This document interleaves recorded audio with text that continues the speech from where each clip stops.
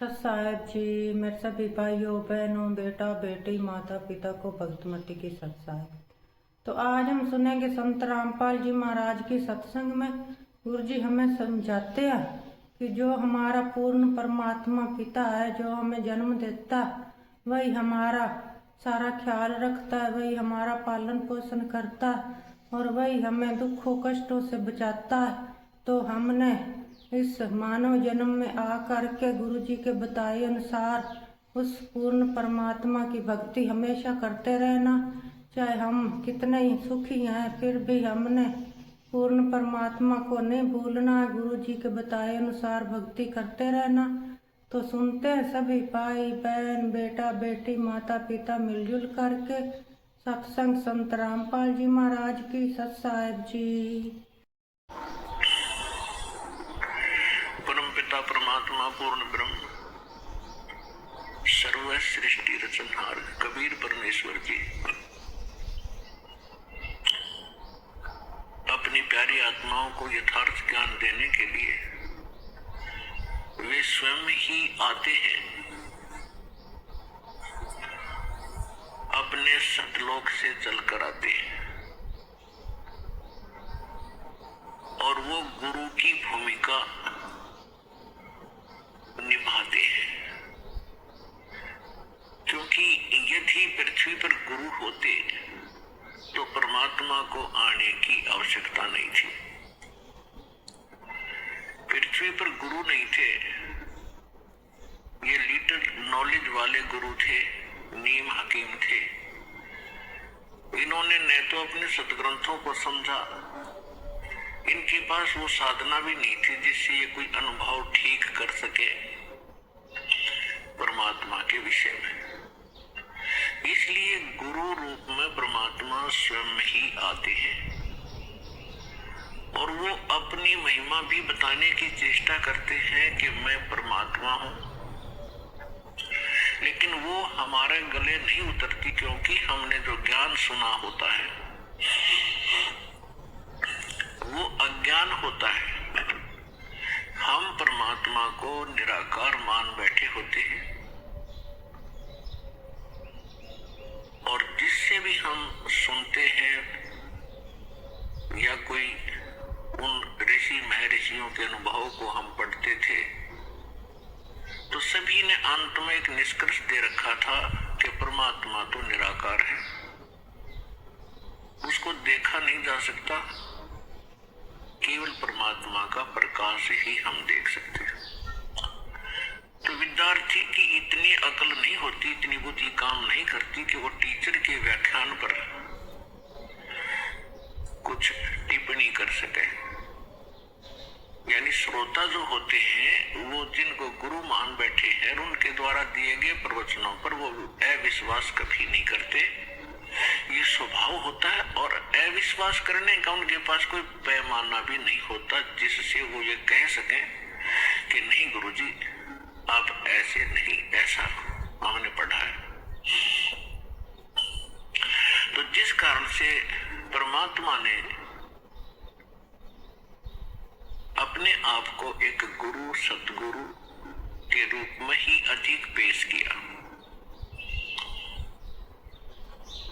यदि गुरु होते तो वो गुरु रूप में आए परमात्मा ही होते हैं। तो यहाँ परमात्मा इसलिए कह रहे हैं कि गुरु गोविंद दोनों खड़े और किसके लागू पाए, बलिहारी गुरु आपना जिनको विद्यो मिलाए। यानी गुरु रूप में परमात्मा ही हो सकते हैं और बाकी जो गुरु हैं वो तो अलग बात है। कोई मोटरसाइकिल चलाना सिखा देता उसका गुरु हो गया, कोई गाड़ी चलाना सिखा देता उसका गुरु हो गया, माताएं अपने बेटियों को रोटी पौना सिखा दी और उनकी गुरु होगी। तो ये गुरु अलग है और अध्यात्म जो गुरु है रियल में हमारा वो गुरु है। तो अध्यात्म ज्ञान यहाँ नहीं था और दो सदग्रंथ थे उनको हमारे गुरु जो बने हुए थे या नकली वो समझ नहीं सके, इसलिए परमात्मा स्वयं आते हैं और फिर वो कहते हैं कि गुरु गोविंद दोनों खड़े, अब किसके लागू पाए, बलिहारी गुरु आपना जिनको विद्यो बुलाए। तो वो कहते हैं गुरु को, गोविंद को छोड़कर हम गुरु को ही महत्व देंगे। तो गुरु परमात्मा ही हो सकते हैं, बाकी गुरु सभी अपने अपने सत्र के हैं, वो उनका अलग काम है। और जो अध्यात्म मार्ग में ज्ञान दे रहे हैं वो गुरु है ही नहीं, वो तो नकली हैं सारे।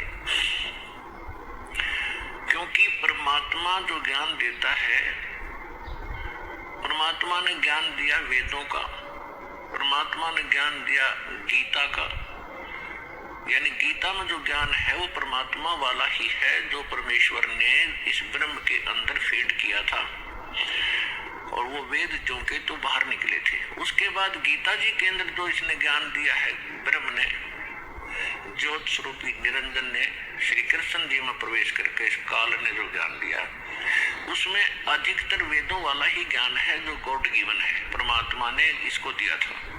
उसने कुछ अपनी अटकल इसमें साथ जोड़ी है, तो वो हमारे काम की नहीं है। बहुत सी ऐसी गीता जी के अंदर बहुत सा दो तरफा ज्ञान है, जो वेदों से मेल खाता है गीता का ज्ञान, वो ओके है, श्रेष्ठ है, और 90% गीता का ज्ञान वेदों से मेल खाता है। तो कहने का भाव ये है कि जो गुरु है वो आज तक ना वेदों को समझ सके, ना गीता को समझ सके, हमारे जो धर्म गुरु थे, और न ही पवित्र इन पुराणों को समझ सके। तो इस कारण से परमात्मा स्वयं आते हैं और वो ही गुरु होते हैं। और जो गुरु है ही नहीं, नाम बेशक गुरु का उन्होंने रखा हुआ, और हमने बेशक उनको गुरु मान रखा है, वो गुरु नहीं थे। तो यहाँ परमात्मा ही आकर हमें ज्ञान बता रहे हैं। सतगुरु के उपदेश का लाया एक विचारे, जय सतगुरु मिलते नहीं तो जाते नरक द्वार। नरक द्वार में दूत सब करते खिंचातान, उनसे कबू न छूटते फिर फिरते चारों खान। कबीर चार खानी में भरमते कबू न लगते पार, सो फेरा सब मिट गया मेरे सतगुरु के उपकार। सात समुद्र की मसी करूं, लेखनी करूं बन राय, धरती का कागज करूं, गुरु गुण लिख्यो न जाए। कबीर राम कृष्ण से कौन बड़ो, उन्हों भी गुरु कीन, तीन लोक के वे धनी, गुरु अग अधीन। परमात्मा ने अध्यात्म मार्ग के अंदर प्रथम जो कड़ी है वो गुरु बताया है, और गुरु के बिना जो साधना करते हैं, मनमुखी साधना करते हैं, वो साधना नहीं है, उनका व्यर्थ प्रयत्न है। इसलिए गुरु बिन माला फेरते, गुरु बिन देते दान, गुरु बिन दोनों निष्फल हैं, से पूछो वेद पुराण। गर्भ योगेश्वर गुरु बिना लाग्या हर की सेव, कहे कबीर बैकुंठ से वो फेर दिया सुखदेव।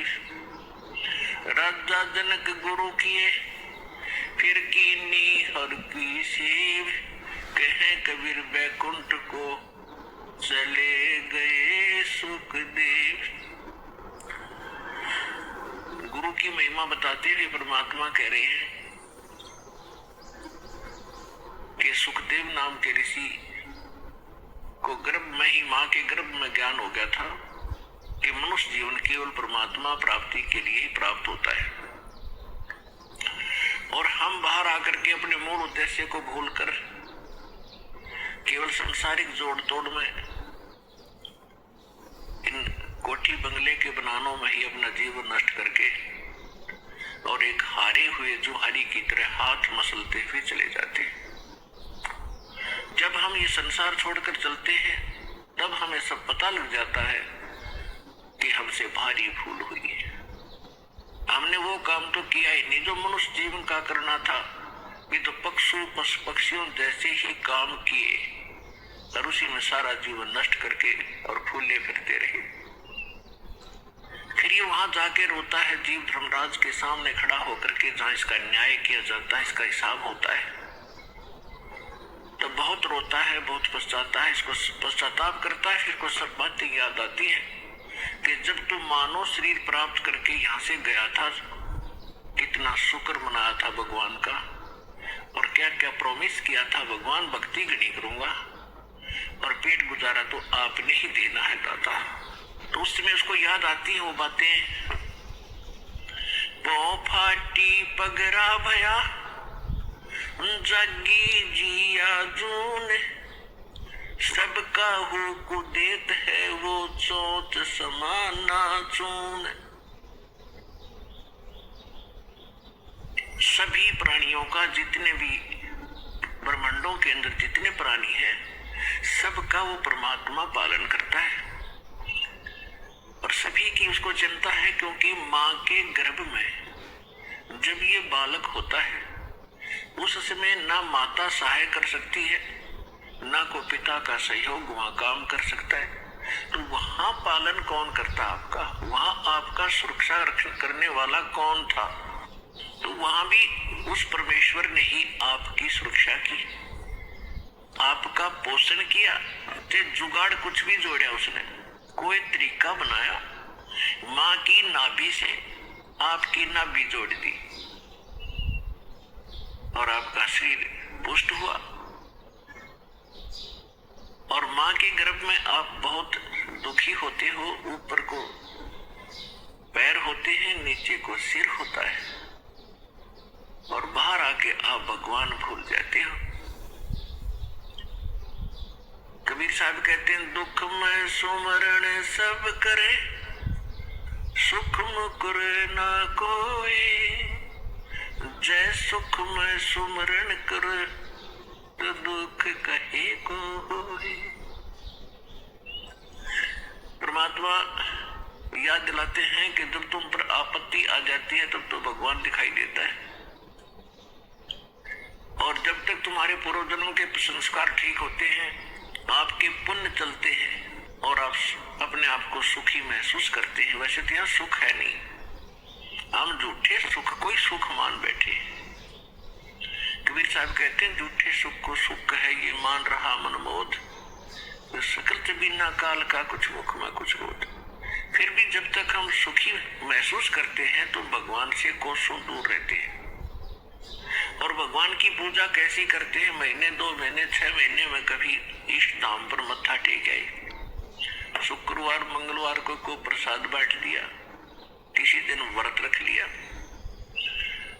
और अधिक लोग वर्तमान में तो नास्तिक ही हो चुके हैं, क्योंकि समय पर टूक मिल रहा है, अच्छी व्यवस्था होगी है, शिक्षा होगी है, अच्छी पोस्ट होगी है, खूब परमात्मा ने बुद्धि दे दी, अपने बच्चों को इन्होंने ट्यूबवेल लगा लिए हैं, नहरें अच्छी बना ली हैं, बढ़िया आहार समय पर मिलने लगा। अब भगवान से कोसों दूर हो गए और भूल गए उन दुखों को। परमात्मा कहते इसे सुख के आग लगे तो भगवान तो दूर करे। परमात्मा कहते सुख के माथे पत्थर पड़ो जो नाम हृदय ते जावे, और बलिहारी व दुख के जो पल पल ना मिटावे। पुराने समय में हमारे पूर्वज बताया करते थे बुजुर्ग कि वर्षा ना होती थी, भगवान को याद किया करते थे, कोई भी दुख आता था भगवान को बैठकर याद करते थे, हमारी आपदाएं टला करती थी। और अब भगवान 100 कोस दूर हो गया, अब तो बिजली याद रहती है, बिजली ना ही ट्यूबवेल चलाऊंगा, भगवान याद नहीं आता। तो परमात्मा कहते इस सुख बाढ़ में पड़ो जिससे भगवान की भूल पड़े। तो सत्संग आने से फिर हमें याद होता है कि भगवान की कितनी आवश्यकता है। तो सत्संग आने से फिर सुखी भी भगवान की भक्ति करेंगे, यदि दुखी व्यक्ति भक्ति करते हैं तो सुख देता है परमात्मा, उसका गुण है। और यदि सुखमय ही भक्ति करते रहे तो दुख न हो